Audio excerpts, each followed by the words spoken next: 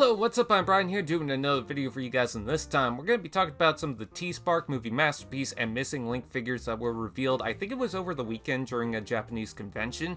I don't know for certain, but I didn't really have the chance to talk about these while they were revealed because I was too busy rearranging stuff in my room. Now I have the chance to talk about it, so starting off with the Evangelion Optimus Prime, I just recently realized that while I was setting this up, that I've already talked about this in the video, so the one thing I'll mention is that I'm happy that the upper legs have this rotation where it breaks up the tire. I don't know why I'm a sucker for that, but it's a pretty good design. I'm still curious to see if this is actually going to be a brand new mold or if it's going to be a rework of directly I think it was the leader-size Bumblebee movie Optimus Prime that was based on the evasion mode, but it was an upscale, or the Voyager class figure. Now I know what you're thinking, well obviously it is, I mean look at it. What I'm just saying is that if it's a one-to-one of the same mold, or some of the same pieces, or if they're starting from scratch, but it is still the same similar transformation. Anyways, moving on from that, let's take a look at Transformers Overgear. So this is going to be part of a brand new line from Takara, and one of the things I love about this is I am so tired of seeing the rehash of certain G1 designs constantly brought in again and again.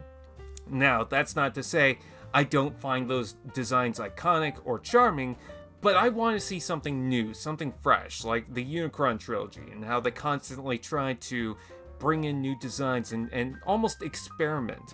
And that's what I'm getting here, because I did not expect this to be Ironhide. I thought that the Overgear line was going to be brand new characters, but that doesn't seem to be the case. And for Ironhide, his truck mode kind of reminds me of something from Call of Duty or something. I mean, it's a nice armored truck. It's a very realistic truck. It almost looks like a Ford, just armored with the windows and then even the doors on the side. You can see that it's got 6 wheels instead of 4, so they extended the bed.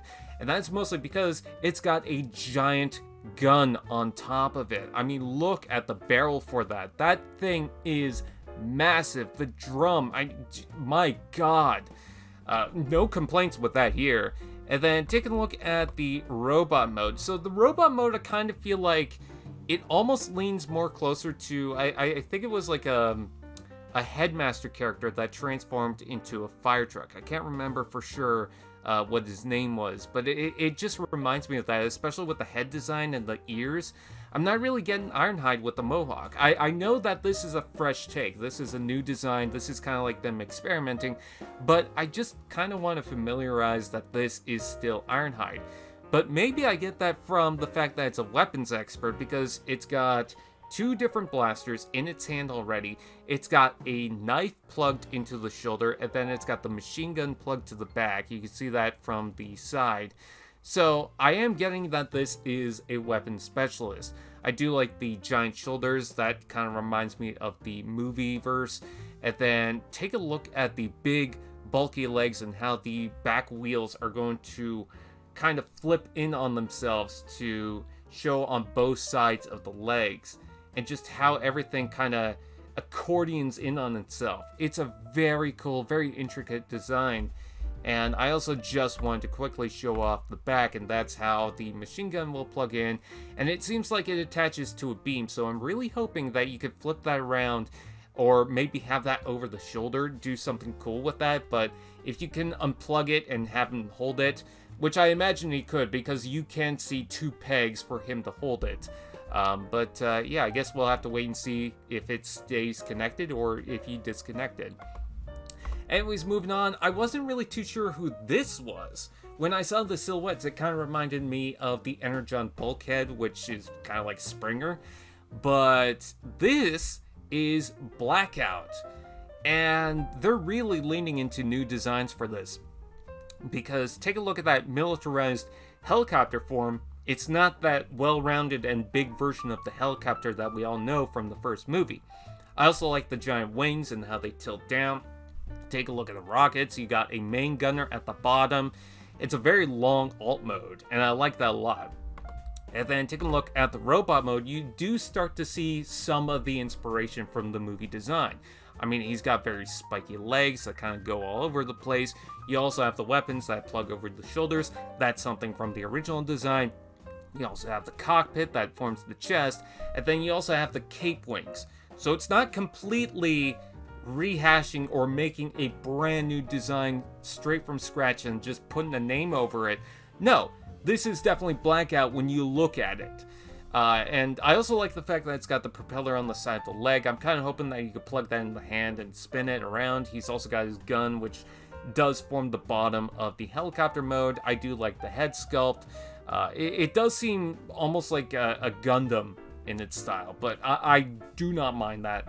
And I'm curious to see what it will look like all colored up. If it's going to be maybe dark blue or if it's going to be gray. I would love it if it's dark blue. Just give it a little bit of color. Next up, we have the movie Masterpiece Sideswipe, which I do believe has the handheld guns, but of course it's got the blades, which he definitely needs those. And some people are not really a fan, and I think the reason why is some of the proportions. A lot of the silhouette seems to be very bulky. You can see that from the waist and the shoulders, although this is a great prototype, so the backpack is showing, making it look a little too large. But then you take a look at the legs. The legs look very chunky and a little bit short, but his knees are bent, and the other leg isn't really helping because you don't see that triple leg motion. You don't see the middle part of the leg, but you can definitely see that the arms look short. He does have fingers. He has articulated fingers, which kind of reminds me of, I think it was the Human Alliance figure that did that. But you could definitely see the size difference with the head. The head sculpt just looks way too small for this design. But this is something that I would have to see in person because I still like it, and I'm still happy that they're doing Sideswipe. Another cool thing about this is it seems to come with flare effects that are the slashing effects. And I think that's pretty awesome. I'm kind of hoping that we get a movie Masterpiece Sideways just to kind of go against this. I don't know if it will have that split gimmick, but I think that would be really cool if they can somehow integrate that. Yeah, movie Masterpiece Sideswipe, I'm still excited for it. And then last but not least, this is for the Missing Link line, and this is not something I'm surprised about because when I saw the drone for Ultra Magnus, I was a little confused until I realized, oh, that's a reference to the Diaclone figure. They should be doing the Diaclone repaint. Guess what? Here's the Diaclone repaint that pretty much kickstarted not just Ultra Magnus's mold, but the Optimus Prime. So it's got the blue cab inside, and we do know that it will transform and snap in the blue cab. You know, the blue cab is a separate thing. We've seen the transformation. I do like the head sculpt, the round helmet, and how wide that is with the giant stacks. I do like the little drone in red a little bit more. I actually prefer the colors of the Delta Magnus over the Ultra Magnus. I don't know, maybe it's the black, but the blue is very pleasing as well. Yeah, if you like the Ultra Magnus, but you want Diaclone colors, here you go. I'm curious to see if they'll do any other Diaclone figures. I imagine maybe they'll do that with the Sideswipe because they still need to produce that. I mean, we've got the Missing Link Sunstreaker. Why not do Sideswipe?